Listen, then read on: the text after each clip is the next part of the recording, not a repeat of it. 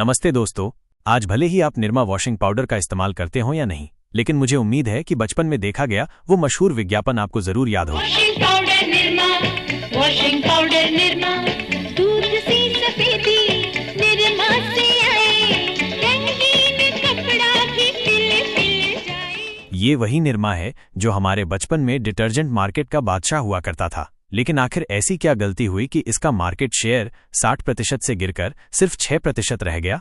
लेकिन जरा रुकिए, अगर आपको लगता है कि निरमा मार्केट से गायब हो गई है तो ये आपकी गलतफहमी है, क्योंकि निरमा के संस्थापक कृष्ण भाई पटेल आज भी भारत के सबसे अमीर लोगों में से एक हैं। तो आखिर ये कैसे हुआ? आज हम इस वीडियो में सब कुछ जानेंगे, और हाँ, निरमा गर्ल की दिलचस्प कहानी को भी मिस मत करिएगा।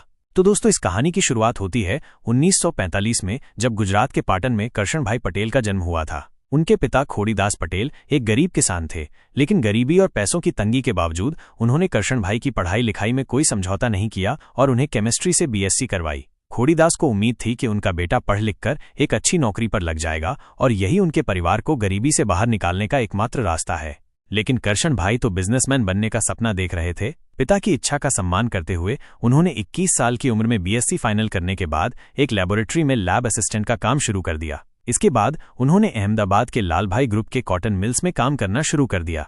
फिर आया 1969, जब गुजरात सरकार के department of mining and geology में उनकी केमिस्ट की सरकारी नौकरी लग गई। इस नौकरी से परिवार की आर्थिक स्थिति में थोड़ा बदलाव आना शुरू हुआ। लेकिन दोस्तों, 1969 ऐसा समय था जब पूरा देश आर्थिक संकट से गुजर रहा था। उस समय लोग 2 वक्त की रोटी के लिए भी संघर्ष कर रहे थे। गरीबी और तंगी के उस दौर में वॉशिंग पाउडर जैसी चीज एक लग्जरी आइटम समझी जाती थी, क्योंकि ज्यादातर लोग इसे खरीद नहीं पाते थे। ऐसे में कपड़े धोने के लिए सॉल्ट सोडा या फिर राख का इस्तेमाल किया जाता था। जब कृष्ण भाई पटेल ने ये देखा तो उन्होंने अपनी केमिस्ट वाली नॉलेज का इस्तेमाल करते हुए एक ऐसी समस्या समाधान करने वाली चीज बनाने की सोची जो सस्ती और प्रभावी हो, और वो था सस्ता और प्रभावी वॉशिंग पाउडर। अपने इस विचार को हकीकत में बदलने के लिए वो दिन भर अपनी नौकरी करते और शाम को वॉशिंग पाउडर बनाने के लिए प्रयोग करते। उसी दौरान एक दिन उनकी बेटी निरूपमा जब स्कूल से घर लौट रही थी तो एक कार ने उसे जोरदार टक्कर मार दी और इस दुर्घटना में निरूपमा की मौके पर ही मौत हो गई। निरूपमा कृष्ण भाई पटेल की सबसे प्यारी बेटी थी, इसलिए उसकी मौत का उन पर गहरा असर पड़ा। अब ये कृष्ण भाई पटेल का प्यार ही था कि उन्होंने अपनी बेटी के नाम को हमेशा के लिए अमर बनाने का फैसला कर लिया। उन्होंने खुद से वादा किया कि बेटी के नाम को वो इतना लोकप्रिय बना देंगे कि उसे देश ही नहीं बल्कि विदेशों में भी याद किया जाएगा। इसी सोच के साथ उन्होंने अपने वॉशिंग पाउडर के काम को तेज कर दिया। कई बार प्रयोग विफल हुए, फिर विफल हुए, और इस तरह लगातार कोशिश करने के बाद एक दिन आखिरकार उन्होंने उस फॉर्मूला को ढूंढ ही निकाला जिसने भारतीय बाजार में एक क्रांति ला दी। दरअसल कृष्ण भाई पटेल ने एक ऐसा वॉशिंग पाउडर बनाया जो फॉस्फेट फ्री था, और इस वजह से ये पर्यावरण के लिए तो बेहतरीन था ही, साथ ही हाथों के लिए भी पूरी तरह से सुरक्षित था। इस वॉशिंग पाउडर का नाम रखा गया था निरमा, क्योंकि कृष्ण भाई अपनी बेटी निरूपमा को प्यार से निरमा कहकर बुलाते थे। साथ ही उन्होंने डिटर्जेंट के पैकेट पर एक छोटी सी लड़की की तस्वीर भी लगाई थी जो कि निरूपमा का ही प्रतीक थी। अब दोस्तों, प्रोडक्ट तो तैयार था, लेकिन दिक्कत थी कि उसे बेचा कैसे जाए। इसके लिए कृष्ण भाई पटेल कई सारे रिटेलर से मिले और उन्हें मनाने की कोशिश की कि वे उनके प्रोडक्ट को बेचें, लेकिन किसी ने भी उन्हें गंभीरता से नहीं लिया। इसके बाद कृष्ण भाई पटेल के पास 2 रास्ते बचे थे, या तो वो अपने इस प्रोडक्ट को फेंककर वापस अपनी सरकारी नौकरी में खुश रहें, या फिर खुद लोगों के घर घर जाकर इसे बेचने की कोशिश करें। कृष्ण भाई पटेल ने दूसरा विकल्प चुना। हालांकि उन्हें यह अंदाजा नहीं था कि इस प्रोडक्ट को लेकर लोगों का क्या फीडबैक होगा, कोई इसे खरीदेगा भी या नहीं, लेकिन फिर भी उन्होंने एक कोशिश करने की सोची। सुबह ऑफिस के लिए निकलने से पहले निरमा के कुछ पैकेट्स अपनी साइकिल पर बांध लिए। ऑफिस के रास्ते में पड़ने वाले हर घर में उन्होंने अपने इस प्रोडक्ट को इंट्रोड्यूस करना शुरू कर दिया। शुरुआत में तो उन्हें कोई खास सफलता नहीं मिली, लेकिन जब लोगों ने उनके डिटर्जेंट को इस्तेमाल किया तो उन्हें ये राख या उस समय मिलने वाली टिकिया के मुकाबले एक लाइफ चेंजिंग प्रोडक्ट लगने लगा, जिसके बाद वे अपने आस पड़ोस के लोगों को भी इसके बारे में बताने लगे, और इस तरह के वर्ड ऑफ माउथ एडवर्टाइजमेंट के चलते धीरे धीरे निरमा की सेल्स में इजाफा होने लगा। इस सफलता का कारण डिटर्जेंट की बेहतर क्वालिटी तो थी ही, लेकिन इसके कम दाम ने भी लोगों का ध्यान अपनी तरफ खींचा, क्योंकि उस समय हिंदुस्तान लीवर, जो अब हिंदुस्तान यूनिलीवर के नाम से जाना जाता है, उसका सर्फ मार्केट को डोमिनेट कर रहा था, जिसके 1 किलो का दाम 15 रुपए था, और इसे खरीदना गरीबों के बस की बात नहीं थी। इसीलिए कृष्ण भाई पटेल ने अपने डिटर्जेंट का दाम मात्र 3 रुपए प्रति किलो रखा, ताकि हर कोई इसे आसानी से खरीद सके। इतने सस्ते दाम में जब इतना कमाल का प्रोडक्ट मिलने लगा तो फिर लोगों ने इसे हाथों हाथ लेना शुरू कर दिया। लेकिन दोस्तों, इसकी लोकप्रियता के पीछे सिर्फ दाम और क्वालिटी ही एकमात्र कारण नहीं था, बल्कि वो भरोसा भी एक अहम वजह थी जो कि कृष्ण भाई पटेल ने अपने कस्टमर्स को दिलाया था। असल में उन्होंने गारंटी दी थी कि अगर उनका डिटर्जेंट कपड़े साफ करने में फेल हो जाता है तो फिर वो कस्टमर्स का पूरा पैसा वापस लौटा देंगे। इस गारंटी ने लोगों के मन में विश्वास पैदा करना शुरू कर दिया और फिर देखते ही देखते निरमा हर घर में इस्तेमाल होने लगा। अब इससे करशन भाई पटेल को काफी मुनाफा हुआ और फिर उन पैसों को उन्होंने वापस से अपने इसी बिजनेस में ही लगा दिया। लेकिन दोस्तों, इस तरक्की से करशन भाई पटेल कुछ खास खुश नहीं थे, क्योंकि उन्हें इन छोटी सी गलियों तक सीमित नहीं रहना था।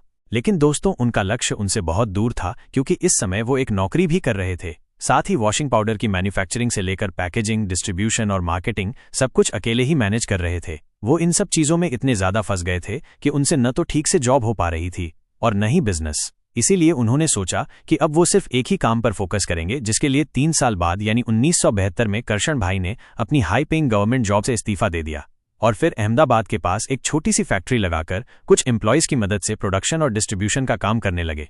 और कुछ इस तरह से करशन भाई की मेहनत ने ऐसा रंग दिखाया कि 1988 तक निरमा मार्केट में एक बड़ा नाम बन चुका था। लेकिन सवाल यह है कि आखिर इतने कम समय में निरमा ने यह कमाल किया कैसे? तो असल में एक शहर से निकलकर दूर दराज के इलाकों में अपने प्रोडक्ट्स को बेचने के लिए करशन भाई पटेल ने निरमा की रेडियो एडवर्टाइजमेंट करने की सोची, जिसके लिए 1975 में इन्होंने पूर्णिमा एडवर्टाइजिंग एजेंसी से कोलैबोरेट किया। और दोस्तों, यहीं से निकलकर आया कंपनी का मोस्ट पॉपुलर जिंगल सबकी पसंद निरमा, जो इतना पसंद किया गया कि इसे अगले 33 सालों तक विज्ञापनों के लिए इस्तेमाल किया गया। इस रेडियो ऐड की वजह से गुजरात के बाहर भी निरमा को पहचान मिलने लगी, लेकिन इसके बावजूद सर्फ की लोकप्रियता के आगे वो ज्यादा चमक नहीं सका। इधर शॉपकीपर्स को भी चिंता रहती थी कि अगर वो निरमा का स्टॉक उठाते हैं तो वो कहीं दुकान में बिना बिका हुआ न रह जाए, क्योंकि सर्फ मार्केट में अपना एक अलग ही दबदबा बना चुका था। वहीं निरमा के बारे में बहुत ही कम लोग जानते थे, इसीलिए दुकानदार निरमा को कभी भी माल का पूरा पेमेंट नहीं करते थे, जिससे कंपनी को भारी नुकसान होने लगा। 1982 में तो कृष्ण भाई पटेल को ये लगने लगा कि वो अब दिवालिया हो जाएंगे। फिर इस स्थिति में वो सोचने लगे कि आखिर वो ऐसा क्या करें कि दुकानदार पूरा पेमेंट करके उनके प्रोडक्ट को खरीदे। बहुत सोचने के बाद उन्हें एक जबरदस्त आइडिया आया और उन्होंने मार्केट में मौजूद निरमा के 90% स्टॉक को वापस मंगवा लिया। इसके बाद कंपनी ने सबकी पसंद निरमा का अपना पहला टीवी ऐड जारी किया और इस ऐड में हेमा, रेखा, जया और सुषमा जैसे कैरेक्टर्स को डालकर कंपनी ने सीधे महिला दर्शकों को टारगेट किया, जिसकी वजह से ये ऐड कैंपेन काफी सफल रहा। ये कमर्शियल्स लोगों को इतना पसंद आया कि अगले ही दिन से दुकानों पर निरमा मांगने वालों की भीड़ बढ़ने लगी, लेकिन हर बार उन्हें निराश होकर ही लौटना पड़ता था, क्योंकि स्टॉक तो था ही नहीं। इधर दुकानदार भी परेशान हो गए कि आखिर वो कैसे जल्दी से जल्दी निरमा को रिस्टॉक करें। कृष्ण भाई पटेल की इस रणनीति ने खूब कमाल दिखाया, क्योंकि रोज रोज निरमा की बढ़ती मांग की वजह से वही दुकानदार जो पहले उधार लेकर भी निरमा को अपनी शॉप में रखने से आनाकानी करते थे, वे एडवांस पेमेंट देकर उसे रिस्टॉक करने लगे। इससे कंपनी को बहुत ही ज्यादा फायदा हुआ और निरमा का फाइनेंस मजबूत होने के साथ साथ मार्केट में लोकप्रियता भी काफी बढ़ गई। लेकिन दोस्तों, जब 1969 में निरमा को लो इनकम मार्केट में इंट्रोड्यूस किया गया, उस समय तक हिंदुस्तान यूनिलीवर प्रीमियम मार्केट में अपना एकाधिकार बना चुका था। इसी वजह से हिंदुस्तान यूनिलीवर के सीनियर एग्जीक्यूटिव्स ने निरमा को अपना प्रतिस्पर्धी मानने से ही इनकार कर दिया। उनका मानना था कि ये लो इनकम मार्केट हमारा नहीं है और हम निरमा के टारगेट ऑडियंस तक नहीं जाना चाहते हैं। लेकिन जब जल्दी उन्होंने निरमा की सफलता देखी तो उन्हें ये समझ आ गया था कि ये ब्रांड उनके लिए एक बड़ा खतरा बन सकता है। इसीलिए हिंदुस्तानी यूनिलीवर ने सोचा कि हम अपने प्रोडक्ट का दाम निरमा तक तो कम नहीं कर सकते, लेकिन क्यों न लोगों के दिमाग में ये बात डाल दी जाए कि हर सस्ती चीज अच्छी नहीं होती है। इसीलिए हिंदुस्तान यूनिलीवर ने उस समय की फेमस टीवी एक्ट्रेस कविता चौधरी से ऐड कराई, जो कहती हैं कि सस्ती चीज खरीदने में और अच्छी चीज खरीदने में फर्क होता है। इस ऐड के जरिए हिंदुस्तानी लीवर बताना चाहता था कि भले ही उनका सर्फ निरमा से महंगा हो, लेकिन मार्केट में तो बेस्ट यही है। पर दोस्तों, उस टाइम तक बहुत बड़ी संख्या में लोग निरमा के वफादार ग्राहक बन चुके थे। ऐसे में इस तरह का विज्ञापन उनके माइंडसेट को डाइवर्ट नहीं कर सका।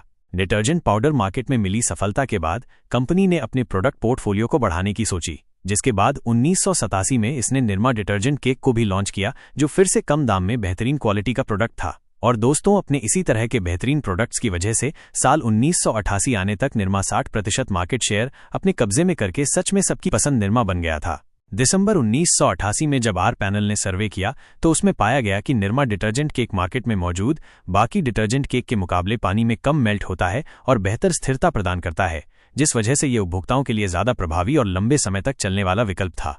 लेकिन दोस्तों, 1988 में 60% मार्केट शेयर वाले निरमा के पास 2015 आते आते मात्र 12% मार्केट शेयर रह गया और 2019 में ये कम होकर 6% से भी ज्यादा गिर गया। लेकिन अब सवाल ये है कि आखिर निरमा के साथ ऐसा हुआ क्या कि ये सीधे अर्श से फर्श पर आ गिरा? तो असल में दोस्तों, जब हिंदुस्तान यूनिलीवर ने देखा कि बहुत कोशिशों के बावजूद निरमा उनसे आगे ही निकल जा रहा है, तो फिर ऐसे में उन्होंने लो इनकम मार्केट में भी एंटर करने का प्लान बनाया, जिसके बाद 1988 में इसने व्हील डिटर्जेंट पाउडर को इंट्रोड्यूस किया, जो कि निरमा का सीधा प्रतिस्पर्धी था, क्योंकि इसका दाम भी निरमा के दाम के ही आसपास रखा गया था। हिंदुस्तान यूनिलीवर ने व्हील को इस तरह से विज्ञापित किया कि लोग ये समझें कि उनके कोमल हाथों के लिए निरमा असुरक्षित है, जबकि व्हील जेंटल प्रोडक्ट है। इस तरह से हिंदुस्तान यूनिलीवर ने कम दाम और विज्ञापन के दम पर ग्राहकों को अपनी तरफ आकर्षित करने और निरमा से दूर करने की भरपूर कोशिश की। लेकिन दोस्तों, उस टाइम पर सिर्फ हिंदुस्तान लीवर का व्हील ही नहीं था जो कि निरमा को टक्कर दे रहा था, बल्कि मार्केट में एक ऐसा प्रतिस्पर्धी भी एंटर कर चुका था जो कि व्हील के लिए भी खतरा बनता जा रहा था, और उस प्रतिस्पर्धी का नाम था घड़ी डिटर्जेंट। व्हील के एक साल पहले यानी 1987 में RSPL ने घड़ी को लॉन्च किया, जिसका दाम बहुत ही कम रखा गया ताकि ग्रामीण ग्राहकों, मध्यम वर्ग और निम्न मध्यम वर्ग के ग्राहकों को भी टारगेट किया जा सके। और दोस्तों, कमाल की बात तो यह है कि घड़ी की रणनीति भी निरमा के जैसे सेम टू सेम थी। अब जब प्रतिस्पर्धा बढ़ने लगी तो निरमा अपने मुख्य उत्पाद पर ध्यान देने के साथ साथ अपने उत्पाद पोर्टफोलियो में और भी सफल आइटम जोड़ने की कोशिश करने लगा। इसीलिए 1990 में निरमा ने अपना साबुन लॉन्च किया, जिसका विज्ञापन उस समय की मशहूर अभिनेत्री सोनाली बेंद्रे से कराया गया। और दोस्तों, निरमा वॉशिंग पाउडर की तरह इसका भी जिंगल सौंदर्य साबुन निरमा भी काफी लोकप्रिय हुआ। अब दोस्तों, इन सभी रणनीतियों से निरमा को फायदा तो जरूर, साथ ही सस्ते प्रोडक्ट्स को लॉन्च करना लंबे समय में कंपनी के लिए नुकसानदेह साबित हो गया। दरअसल सस्ते रेट पर कई अलग अलग प्रोडक्ट लॉन्च करने के बाद से मार्केट में निरमा को लेकर एक चीप ब्रांड वाली इमेज बनने लगी, जिससे छुटकारा पाने के लिए करशन भाई ने प्रीमियम सेगमेंट में भी एंटर करने की सोची। और दोस्तों, निरमा ने अपने प्रीमियम डिटर्जेंट पाउडर के रूप में सुपर निरमा वॉशिंग पाउडर को इंट्रोड्यूस किया, और सिर्फ 2 साल में ही इसने प्रीमियम मार्केट में भी अपनी पकड़ बनानी शुरू कर दी। इसके बाद से निरमा ने शैम्पू, टूथपेस्ट, शुद्ध नाम का खाने का नमक और इनके ही जैसे और भी कई सारे प्रोडक्ट्स को लॉन्च किया। लेकिन शायद हिंदुस्तानी यूनिलीवर ने तो ये सोच रखा था कि चाहे निरमा कुछ भी कर ले, वो उससे अपना खोया हुआ मार्केट शेयर वापस पाकर ही रहेगा। इसीलिए लगातार एड कैंपेन और कई तरह के प्रयासों के बाद आखिरकार साल 2000 के आसपास व्हील ने निरमा को बीट करके नंबर 1 की पोजीशन हासिल कर ली। लेकिन दोस्तों, निरमा के पिछड़ने की वजह सिर्फ HL की एड कैंपेन नहीं थी, बल्कि निरमा को लेकर उपभोक्ताओं की धारणा भी बदल चुकी थी और कंपनी को प्रीमियम सेगमेंट में उतनी लोकप्रियता नहीं मिल सकी जितनी कि बजट सेगमेंट में मिली थी। इसीलिए काफी कोशिश के बाद भी निरमा एक चीप ब्रांड होने का टैग रिमूव नहीं कर सका। अब एक तरफ तो उस समय लोगों की खरीदने की क्षमता बढ़ रही थी, ऊपर से मार्केट में एक से बढ़कर एक नए ब्रांड आ चुके थे। ऐसे में कोई भी व्यक्ति भला उस पुराने निरमा को क्यों ही खरीदेगा जिसमें इनोवेशन के नाम पर कुछ खास नहीं दिखता।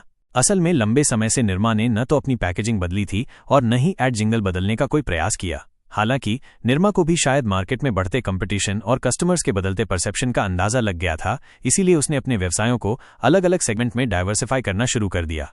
साल 1995 में करशन भाई पटेल ने शिक्षा के क्षेत्र में भी प्रवेश करने की सोची और अहमदाबाद में निरमा इंस्टीट्यूट ऑफ टेक्नोलॉजी को स्थापित किया। इसके बाद 2003 में उन्होंने इंस्टीट्यूट ऑफ मैनेजमेंट और Nirma university of science and technology की भी नींव रखी। और दोस्तों, इसी तरह के अन्य व्यवसायों में डाइवर्सिफाई होने के चक्कर में निरमा ने अपने मुख्य व्यवसाय पर ध्यान देना कम कर दिया, जिसका भरपूर फायदा इसके प्रतिस्पर्धियों को मिला। लेकिन दोस्तों, अच्छी बात तो ये रही कि लगातार गिरते मार्केट शेयर के बाद भी निरमा ने अपने अधिग्रहण की रफ्तार को कम नहीं किया। 2007 में निरमा ने अमेरिका की raw material company Searles Valley Minerals को खरीदा और इस अधिग्रहण के बाद से निरमा दुनिया की टॉप 7 सोडा ऐश मैन्युफैक्चरर्स में से एक बन गया। इसके बाद से 2014 में निरमा ग्रुप ने राजस्थान के निम्बोल में सीमेंट मैन्युफैक्चरिंग की भी शुरुआत की और इस कंपनी का नाम रखा गया नुवोको विस्टा, जिसे करशन भाई के 2 बेटे राकेश और हिरन भाई पटेल संभालते हैं, और आज नुवोको इंडिया का 5वां सबसे बड़ा सीमेंट मेकर है।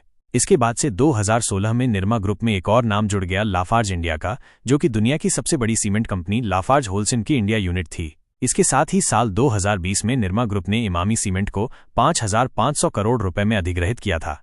अब एक तरफ देखें तो कंपनी अलग अलग सेक्टर्स में बहुत अच्छा परफॉर्म कर रही थी, लेकिन अपने मुख्य व्यवसाय से हाथ खींचती ही जा रही थी, क्योंकि इस समय तक मार्केट में ITC, यूनिलीवर और गोदरेज जैसे और भी कई सारे प्रतिस्पर्धी आ चुके थे और उन्हें बीट करके वापस से अपनी पोजीशन को हासिल करना शायद अब संभव नहीं रह गया था। इसीलिए निरमा ने अलग अलग सेक्टर्स में अपने बिजनेस को मजबूत बनाने के लिए काम करना शुरू कर दिया। आज निरमा ग्रुप डिटर्जेंट और सीमेंट के अलावा कई सारे सेक्टर्स के अंदर काम कर रहा है, लेकिन अंत में हम ये कह सकते हैं कि बिना किसी सपोर्ट के इतने बड़े साम्राज्य की नींव रखना आसान बात तो बिल्कुल नहीं थी। आज करशन भाई पटेल भारत के 63वें सबसे अमीर आदमी हैं और फोर्ब्स के अनुसार इनकी कुल नेटवर्थ $3.45 बिलियन है। अब वैसे तो करशन भाई की उम्र 80 को छूने वाली है, लेकिन इनके अंदर का जज्बा और कुछ कर दिखाने का जुनून आज के युवाओं के लिए अच्छी प्रेरणा है। इसी के साथ हम वीडियो को समाप्त करते हैं। ऐसे ही वीडियो पाने के लिए हमारे चैनल को सब्सक्राइब जरूर कर लें। धन्यवाद।